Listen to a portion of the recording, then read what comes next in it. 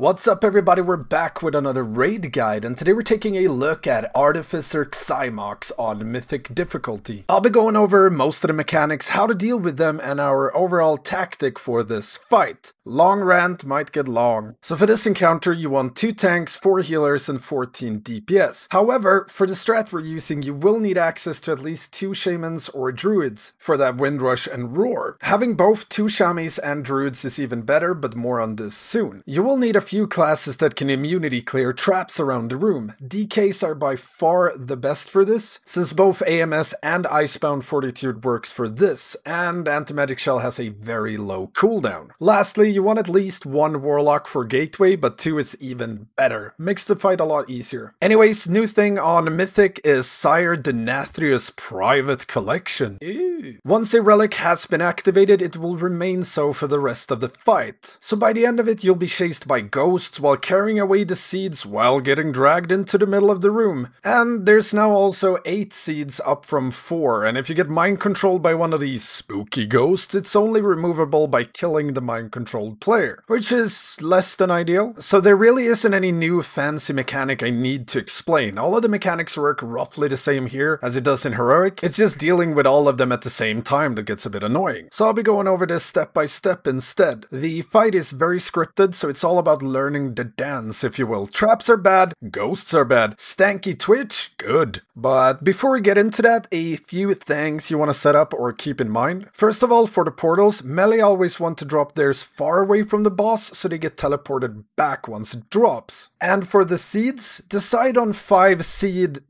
carriers, preferably high mobility classes with immunity, like mages and hunters. There's one overlap that's a bit tricky, and having immunes during it makes it so much easier. That being said, it's not mandatory to immune that part, it just makes it simpler. On top of this, you want to assign 5 backup carriers, so 1 for each seed carrier. Again, preferably high mobility classes, no immunes needed here. If one of the players in the main seed team gets Withering Touch, call for a backup so healers can deal with the main player's dot. Lastly, keep in mind that the ghosts always spawn behind you, so avoid having your back against the portal to give yourself more space as you're running, flailing with your arms away from the spooky boy. Now with that said, let's get to it. Cue the picture! On pull, you want to tank boss in the middle, put 1 portal on each side of the room, roughly where we have our star and circle mark. You will always place the portals like this for the rest of the fight. Put a Warlock Gateway going from middle to star. Melee can use this when they need to drop portals. You want to keep boss in the middle until phase 2 starts. Tanks drop glyph far away from the raid. Make sure to avoid the traps that spawns and get ready for your first set of ghosts. Nothing new with this really, don't let him catch you since you can't get out of the mind control without dying. As soon as boss hits 80%, pull him close to the entrance of the room, range and melee be on the side closest to the entrance. Move whenever traps spawn. Clear traps when you can and when it's needed. Again, DKs are really handy for this. Shortly after you get your first seeds, followed by spooky boys. For the seeds, you need to move the 5 seeds that's on the right half of the room, and you want to put them all around star mark. And here's where the second gateway gets really handy. It really helps out both sides of seed carriers get to the star fast. Now as soon as the seeds spawn, you want to rush to pick them up, then run/gateway over to star and drop them. A few seconds after seed spawns, you'll get a set of spooky boys. So boss and raid move up from entrance closer to orange mark, fixated player move to the portal and wait for the seeds to detonate. As soon as they do, step into the portal, then wait and get teleported back. Following this, move boss to roughly where we have our blue mark. This is where we bait traps and spooky ghosts most of the time here on out. Now keep doing this and push him to 60% where the fun begins. Roughly 30 seconds into phase 3, you get your first Annihilation into seeds into ghosts. Make sure there's no traps close to the purple mark, clear them if there are. This is where you'll be dealing with Annihilation, and this is where the windrushes and rars come in. As soon as Annihilation starts pulling you into the middle, pop a windrush around purple mark and run into the wall. You will not get dragged into the middle and die if you do this, no portal needed. For the seed carriers, however,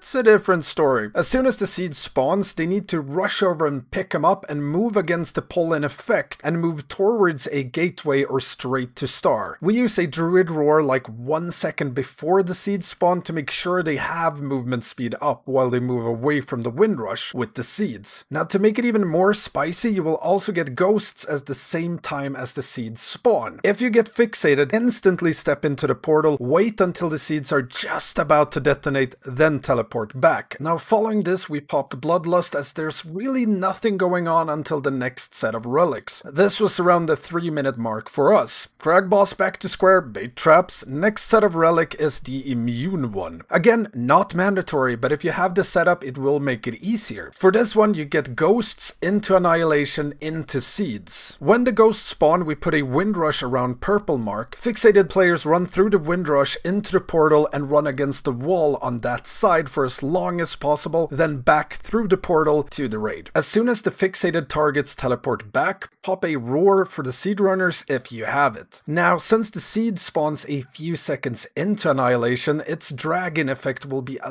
lot stronger, making picking up and moving seeds and staying out of the middle a lot more difficult. So if possible, just immune it. Pick up seed, run as close to star as possible, immune Annihilation, drop seed, port back. Or sit and wait in immune, then port back. Either way, it makes it so much less hectic. Now keep in mind, right before this Annihilation, you get traps. So make sure you have something to clear them with if any drops around purple. Following this, keep burning down the boss and healing through all that raid damn.